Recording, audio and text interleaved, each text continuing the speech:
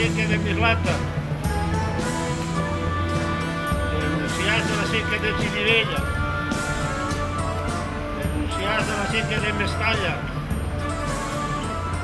denunciaste la sequía de Favara, denunciaste la sequía de Rascaña, denunciaste la sequía de Rovella,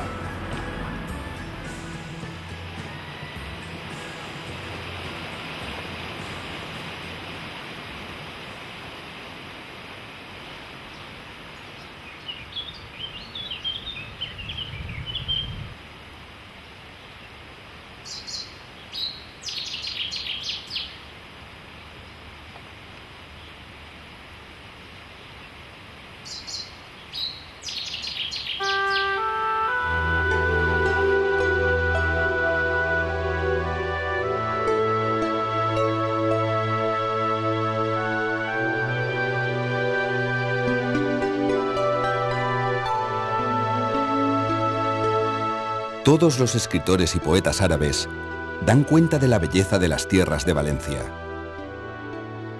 Uno de ellos afirma: si paraíso en la tierra hay, Valencia es. El conocido escritor Al-Hijari, que es el autor del Mushib, la describe así: ramillete fragante de España, ideal apetecido por los ojos y las almas. Dios favoreció a Valencia con una situación inmejorable y la rodeó de ríos y huertas. Solo se ven allí aguas que corren en todas direcciones. Solo se escuchan pájaros que gorjean. Solo se aspira aroma de flores. Y cuando se echa la mirada sobre cualquier cosa, siempre hay que decir: esto aún es más hermoso. Cerca de ella está la Albufera, que por el reflejo del sol en sus aguas acrecienta la luminosidad de Valencia. Se dice que la luz de Valencia es siempre diáfana, sin nada que turbe la mente o la vista, porque los jardines y ríos la rodean.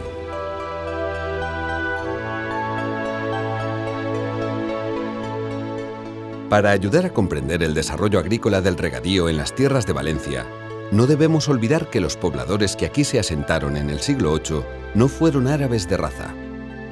Los árabes oriundos de la península arábiga se quedaron en Andalucía y Extremadura. Estos desconocían la agricultura de regadío porque en sus tierras de origen predomina el desierto sobre la agricultura, siendo principalmente ganaderos. Por eso todavía en Andalucía y Extremadura predomina la ganadería sobre la agricultura.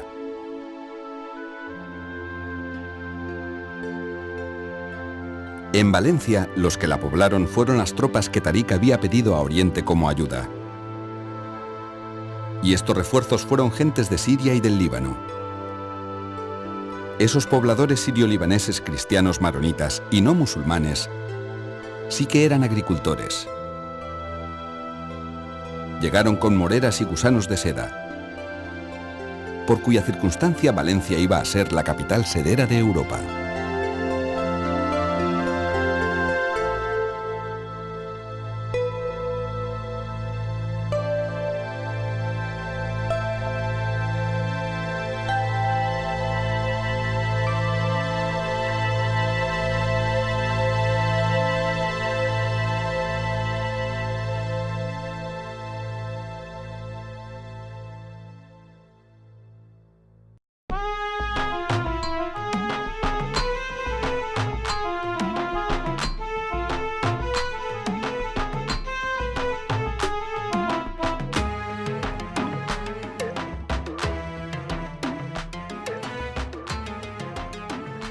Sabían cultivar las huertas y regarlas, construir acequias y norias. Esos egipcios nacidos junto al Nilo llevaban la tradición de 5000 años de agricultura de regadío, la más perfecta de la antigüedad. Trajeron el arroz y la chufa para hacer horchata. Al llegar a las tierras que rodean la ciudad y ver ya sus huertas regadas por los canales que los romanos habían construido, se sintieron felices. Les pareció haber llegado a ese paraíso que los poetas de los siglos XI y XII van a denominar Valencia. Y solo cambiaron una cosa, el nombre de canal, que desde entonces se llama Sequilla, es decir, acequia.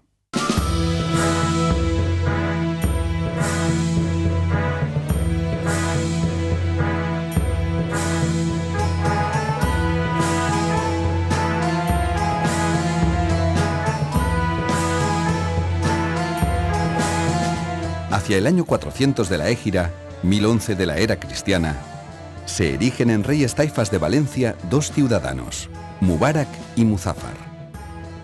Ambos gobiernan a la vez como un antiguo duumvirato. Y durante su reinado, Valencia, que era ya muy rica en agricultura y cultura, fue el refugio de gentes cultas y elevadas de Córdoba que se exilaban de la capital califal huyendo de los bereberes.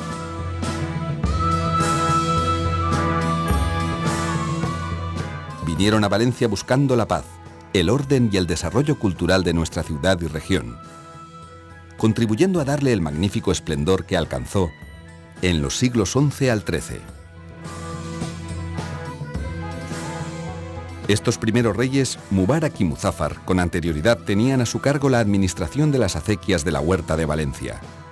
Como diríamos hoy, dos síndicos del tribunal. El Tribunal de las Aguas tiene su origen en el mundo árabe y se remonta hacia el año 960.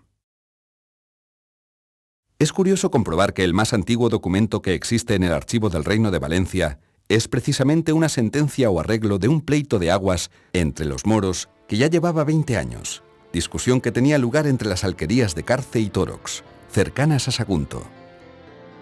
Este documento es un pergamino escrito en árabe y fechado el año 1223 de la era cristiana. En ese año don Jaime I el Conquistador tenía 17 años, no había conquistado Mallorca y le quedaban 15 años para venir a conquistar el Reino de Valencia en 1238. En dicho documento aparecen normas de riego heredadas del mundo árabe que se siguen aplicando hoy en día.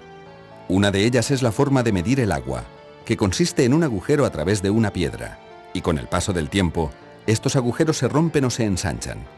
Y de ahí nacen las discusiones entre regantes colindantes. Y la solución la da el cadí, es decir, el juez de aguas, y consiste en reponer la piedra con la medida exacta del agujero hecho de nuevo. 3 siglos después, reinando Felipe II, se repetía el pleito, y la solución fue aportar el pergamino. Por esa razón ha llegado hasta nosotros. Fue traducido y transcrito en Madrid por orden del Consejo de Aragón el 30 de agosto del año 1576 por el presbítero de la parroquia San Pedro de Alhama del Reino de Granada, llamado Francisco López Tamarit, gran conocedor de la escritura y lengua arábiga. El rey don Jaime I, rey de Aragón, había conquistado ya el reino de Mallorca y, alentado por los aragoneses, promovió la cruzada de conquista del reino árabe de Valencia. Reunió tropas de sus estados, pidió auxilio a Navarra. El pontífice le concedió una cruzada y vinieron de toda Europa voluntarios del sur de Francia en mayor abundancia, pero también de Alemania, Inglaterra, Italia y el ejército que le mandó su suegro el rey de Hungría a las órdenes del conde Dionís.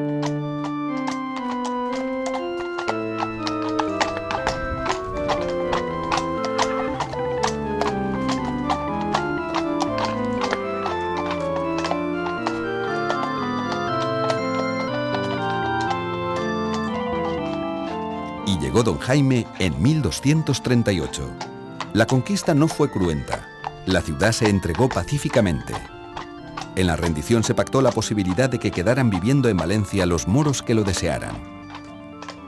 Don Jaime protegió a los que preferían exiliarse y también tutela y protección a quienes no se fueran. Demostró ser el gran político medieval que la historia reconoce.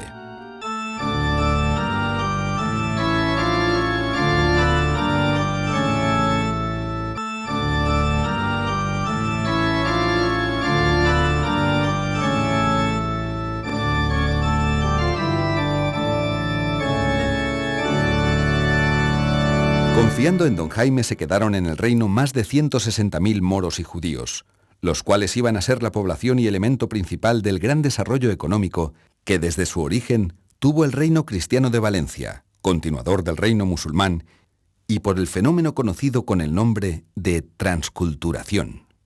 Fue el origen y la razón de que Valencia alcanzara a ser la ciudad más importante de España y el reino de mayor riqueza, situándose a la cabeza del movimiento cultural renacentista.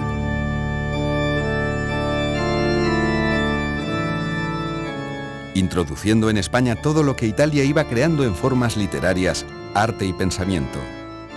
Traído a Valencia por pintores, pensadores, poetas, novelistas, cardenales y pontífices. Y a este reino que creaba, don Jaime le dio constitución nueva, distinta a todas aquellas normas, leyes, privilegios o usos por los que se regían los distintos grupos de tropas que habían formado su ejército conquistador. Y ese fuero de Valencia a comienzos del siglo XIII, que fue, si no el primero, uno de los primeros de Europa redactado bajo las normas del derecho justinianeo. En el mismo se unieron y conservaron costumbres del pueblo árabe valenciano, las cuales el rey conquistador consideró que eran insustituibles porque no se podían mejorar, por ser más completas y más desarrolladas que las del derecho romano establecido siglos atrás, especialmente las disposiciones sobre el gobierno y administración de las aguas, recogidas en el famoso Fuero 35 de su códice. Es clara su intención y tan transparente su deseo de conservar lo que ya era perfecto, que fueron el fundamento de las comunidades de regantes y del Tribunal de las Aguas de Valencia.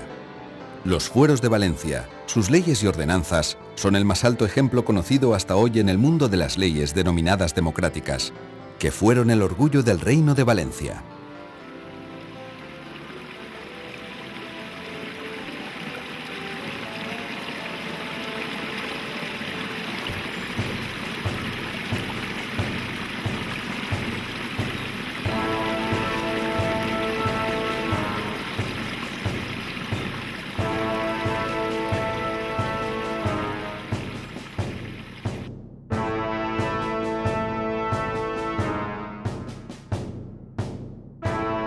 Probablemente el origen del Tribunal de las Aguas se sitúe en tiempos de Roma. Al presentarse Aníbal frente a Sagunto, se enteró de la gran disputa que tenía con Segorbe por ciertos derechos de aguas. Aníbal, gran político, pactó con los segorbinos para tener la excusa de atacar Sagunto, y a su vez tenerlos como eficaces aliados.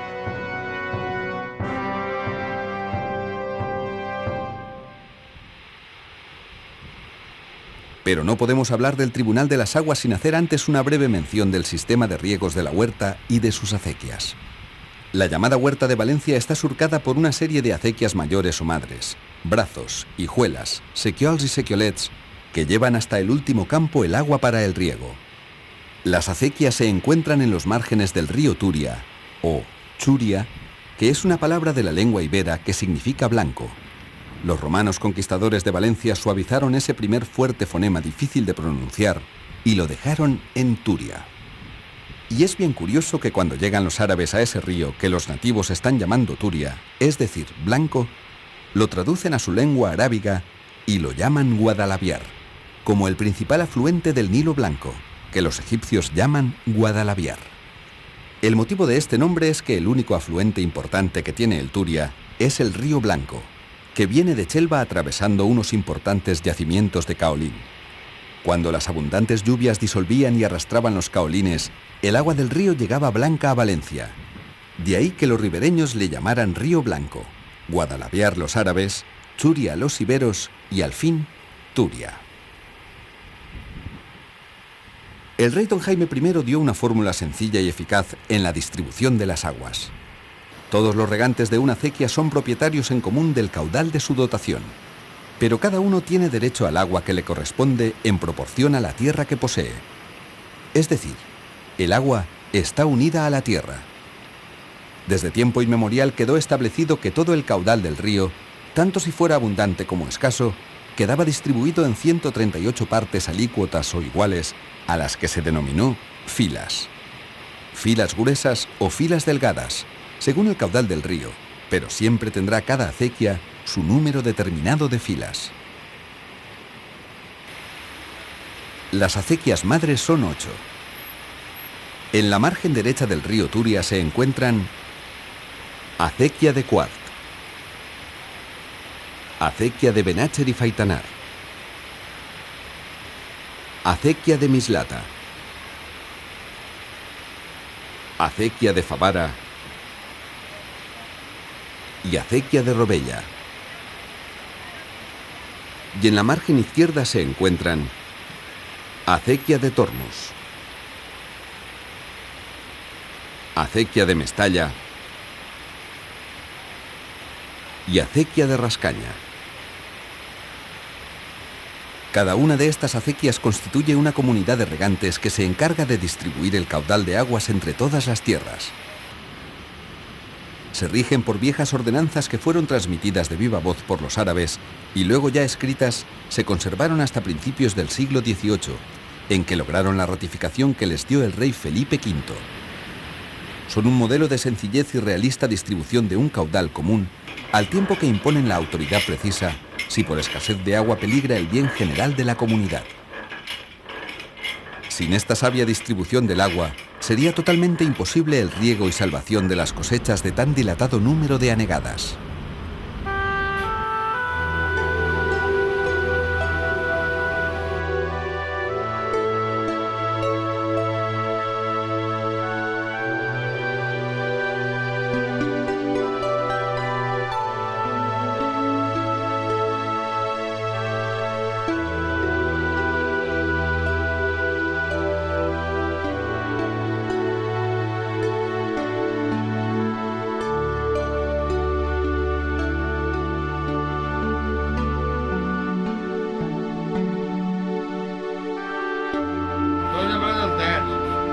Son por Islandia así y estos ras que rega la Martina, Pastora, Ciprer y el Cadí Valencia.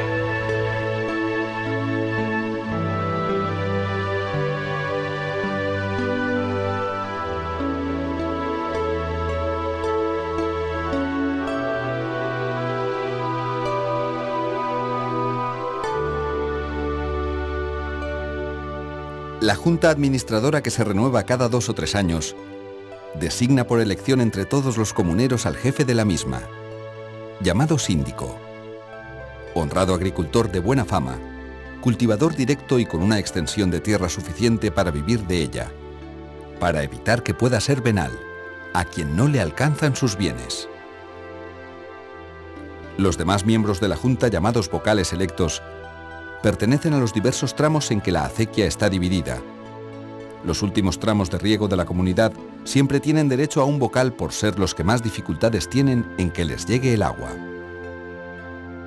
Todos apoyados por los guardas, que son los empleados que vigilan que el agua llegue a todos en los turnos correspondientes, cumpliendo las instrucciones del síndico y teniéndole al corriente de la marcha del riego e infracciones cometidas.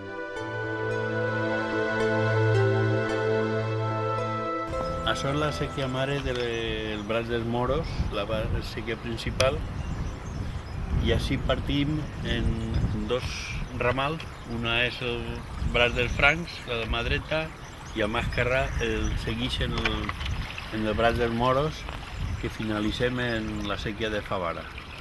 I això està fet, aquests pilastres de pedra, això ho feren els àrabes en el seu temps. I això se conserva de quan els moros, els caixers són de terra i 2 vegades a l'any se neteja, tant en el mes d'ara de maig i en el mes d'octubre se fan netejades.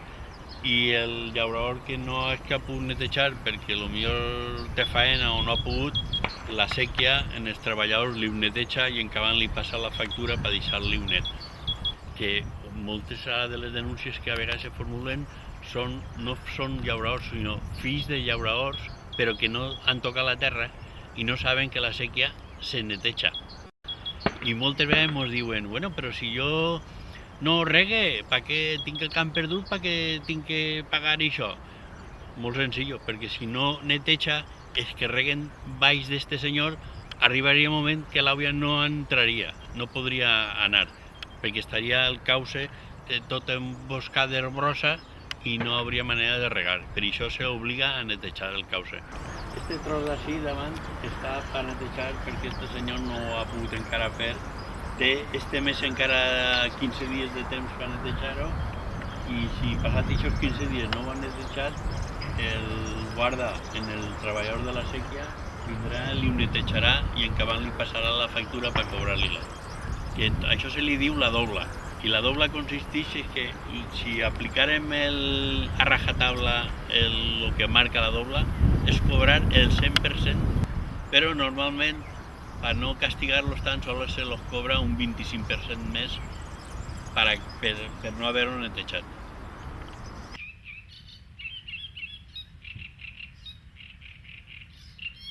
Des de Mislata, a una carrera del braç de Xirivella, ve parar així, y así en este tallat va a dos brazos, uno es el roll y otro es cantalobos, y van regar. Y así no el tallat este que tindrà igual 800 o 1000 anys, tot el que passa per així no sobre tot el fet. Estos dos brazos, el agua que li entra a cada braç, está regant sobre unos 400 panecaes en cada braç. Entonces ahí se ultima casi per un 50% del regadío que té la seca Xirivella. Xirivella se compon de 4 braços: roll i cantalobos, i primer braç de faitanar i segon braç de faitanar.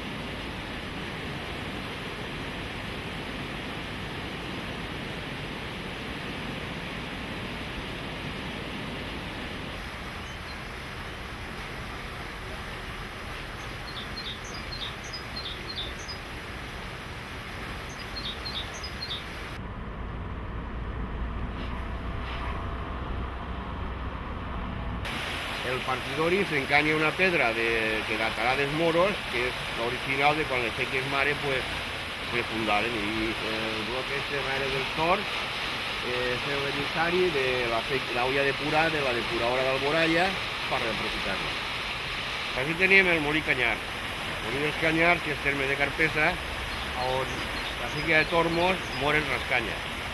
En cada está ahí el arco de mitja punta, de arco morisco, i era el que abans en el molí Canyars, a la caiguda de l'altra banda, que està a un desnivell de metro i mig, per manejar les moles del molí, que n'hi havia 3 o 4 moles.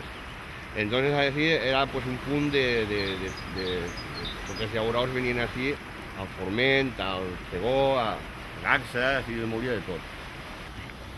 Aquí en tenim els antics costers, abans de que se gastara el ferro en torns de partidor d'olla, pues els costers eren els que se feia al quadrat. En els caixers de sèquia anaven jugats en una cadena a lo que és el muro de la sèquia, i segons l'olla que venia, pues se tapaven. Els foracis que hem vist s'aprofitaven de dues maneres: per ficar els peus i ficar els antics costers segons l'olla com venia d'altura en els foracis, ja sabien les fanecades que se podien regar avall del quadratisses.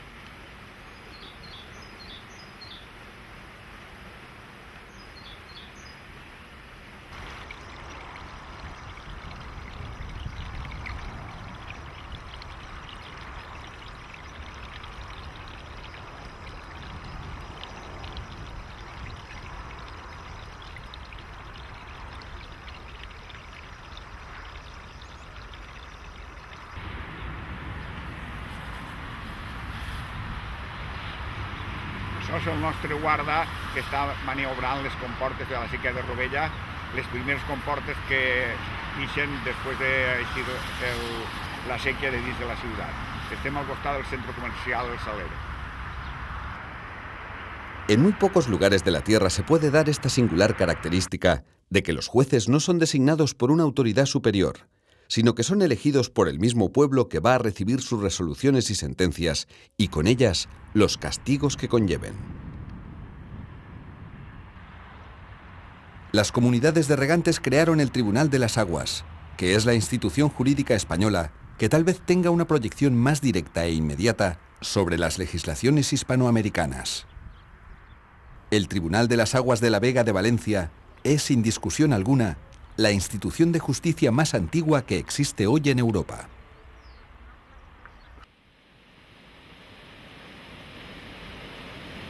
Benvinguts a la Sèquia Favara. Soc José Como, síndic actual d'esta comunitat de regants. Estem a la Casa de Valent, com podeu veure que està la bifurcació que va des de València fins a Catarroja i per la banda esquerra ens va fins a Rosquín. Este torn s'abaixa un poquet perquè este torn agarra àvia per pujar-la al tanatori de València per regar la carretera amarilla i la Fureta de Sant Lluís, que és la terra que ens queda de moment a la part de València, capital.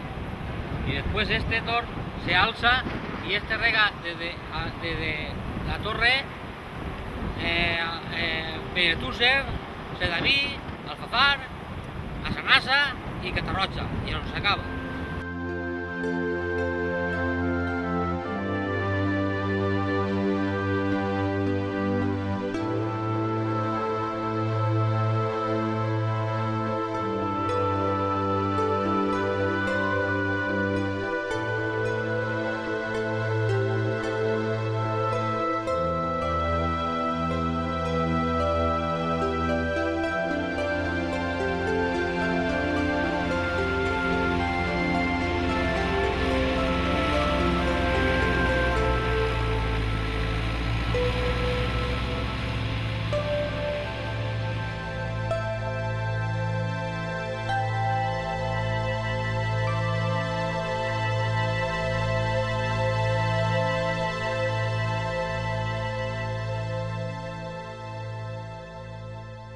A través de más de 1000 años, cada jueves, en la Puerta de los Apóstoles de la Catedral, antes de que el reloj de la Torre del Miguelete dé las 12 campanadas del mediodía, entran en el reducido recinto los 8 síndicos, magistrados populares, para constituir una vez más el sencillo tribunal.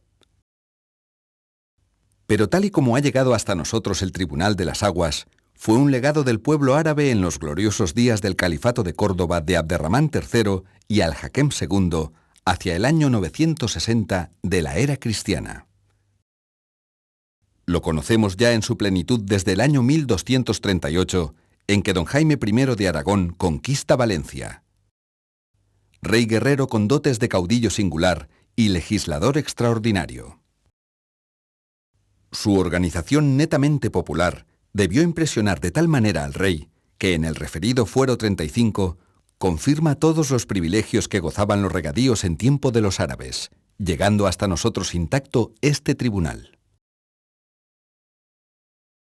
Su impronta árabe también se deduce de otros hechos, el de reunirse a la puerta de la catedral.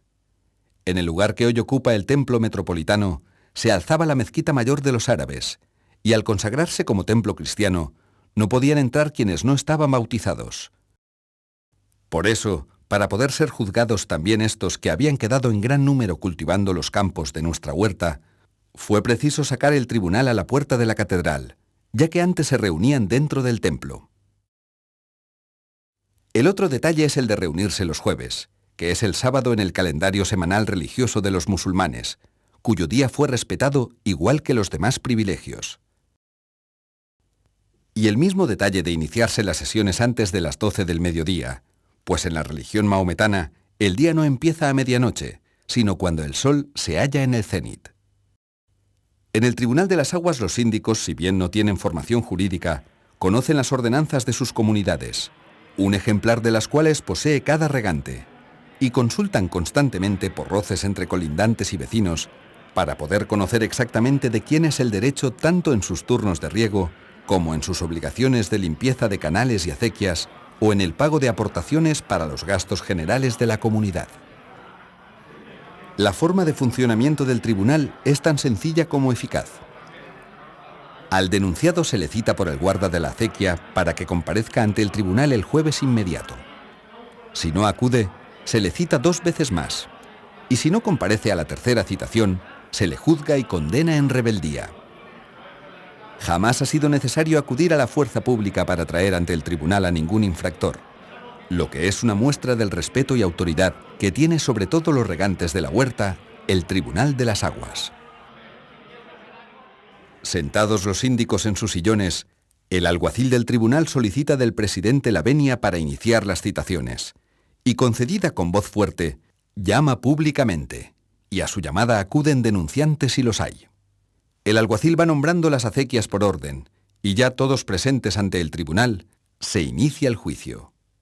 Su trámite es totalmente verbal, sin que se escriba nada, ni siquiera la denuncia, que es presentada en el acto del juicio por el propio denunciante o más corrientemente por el guarda de la acequia. El desarrollo del juicio es siempre en lengua valenciana. El motivo de las denuncias suele ser por hurto de agua, por rotura de canales, por no tener la acequia en condiciones de limpieza para que el agua transite con regularidad, por regar sin solicitar el turno.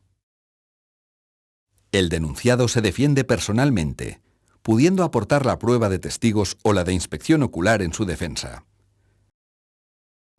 El presidente y los demás miembros del tribunal pueden hacer las preguntas necesarias para la mejor información del caso, y sin más trámite y en presencia de los interesados, el tribunal delibera y sentencia. En esta deliberación no toma parte el síndico a cuya acequia pertenecen los litigantes, absteniéndose como garantía de imparcialidad. También en aras de la misma imparcialidad, es norma que si el denunciado es regante de una acequia de la derecha del río, proponen la sentencia a los síndicos de las acequias de la izquierda y viceversa. Porque el tribunal en realidad solamente reconoce y sentencia si el denunciado es culpable o no, pero la pena y la importancia de la misma se la señala el propio síndico al aplicarle el castigo por la ordenanza infringida establecida para las distintas infracciones. Sus fallos son inapelables. Por esta autoridad máxima, los jueces extreman su función para garantía siempre de quienes ante el mismo acuden. Hubo un caso en que el propio presidente del tribunal fue denunciado porque uno de sus jornaleros cometió una infracción, aunque involuntaria al parecer. El jueves inmediato al día de hechos, el propio guarda de la acequia, en cumplimiento de sus funciones, denunció el caso. Y al citar el nombre del denunciado, que era el propio presidente del tribunal, se levantó y, despojándose de la blusa, porque ésta tiene el simbolismo de una toga, se colocó en la zona de los acusados. Interrogado por los otros miembros del tribunal y hallándose culpable del hecho, el vicepresidente pronunció la fórmula condenatoria sin que ello influyera en el ánimo del condenado ni en el de los demás. Y terminado su juicio volvió a vestir la toga y ocupar la presidencia, siguiéndose los trámites de los otros casos de aquel jueves en la forma normal.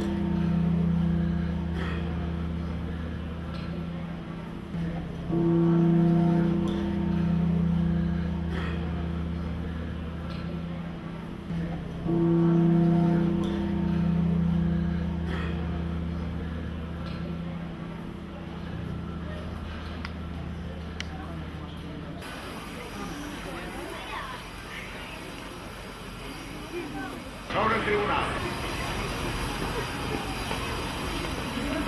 Denunciats de la séquia de Quart. Denunciats de la séquia de Quart. Denunciats de la séquia de Benatges i Faitanar. Denunciats de la séquia de Benatges i Faitanar. Denunciats de la séquia de Tormos. Denunciats de la séquia de Tormos. Denunciats de la séquia de Mislata. Senyoria, ha tingut denunciats que ha fet tercer vegada i no ha comparegut. Haría el favor de explicar a los señorías la denuncia. Pues la La denuncia és per negar-se a pagar els recibos de limpieza inmunda. Señorías, ¿están de acuerdo? No ni hay problema de lugar, de circunstancia. Este tribunal sentencia en rebeldía a pagar penes, costes, danys i perjuís arreu les ordenances de la sèquia. Per no pagar a la sèquia. Fas el favor de aquí. Denunciats de la sèquia de Mislata, denunciats de la sèquia de Xirivella, denunciats de la sèquia de Xirivella, denunciats de la sèquia de Mestalla, denunciats de la sèquia de Mestalla, denunciats de la sèquia de Favara, denunciats de la sèquia de Favara, denunciats de la sèquia de Rascanya,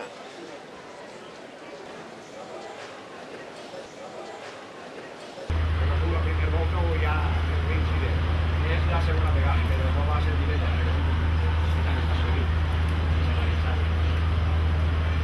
Està clar.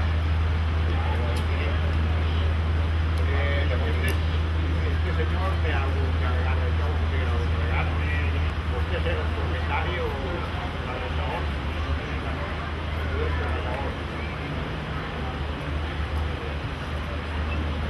Está tribunal condena al propietario a pagar bienes y costes daños.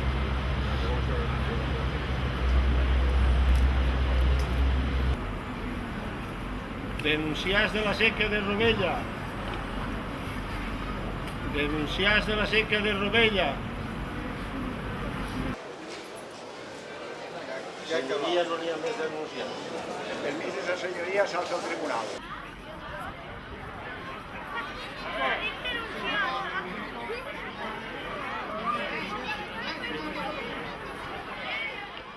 Son características del proceso la concentración de la instrucción procesal, ya que en el momento del juicio el tribunal tiene todo lo que va a necesitar para proceder judicialmente, salvo que se precise una inspección ocular sobre el terreno. Oralidad, pues todo el juicio se desarrolla verbalmente. Rapidez. El tribunal se reúne todos los jueves a las 12 del mediodía. Las infracciones cometidas desde el jueves anterior hasta el jueves presente son llevadas ante el tribunal, incluso las cometidas el mismo día antes de las 12. Si no hay comparecencia ese jueves, se le vuelve a citar por segunda vez. Y si por tercera y última vez no compareciera, el tribunal resuelve sin más declarándolo en rebeldía. Si el tribunal no se haya constituido a las 12 en punto, los juicios a celebrar quedan sobreseídos. Así, si el labrador citado acudió puntualmente, tiene derecho a que el tribunal esté constituido, y si no lo estuviera, el proceso queda sobreseído. Economía. Los juicios no ocasionan gasto alguno. Los jueces, es decir, los síndicos de cada acequia, no perciben sueldo ni dieta alguna, porque esa función de juzgar es una de sus obligaciones, y solo perciben de sus comunidades unas dietas modestísimas para los gastos más elementales.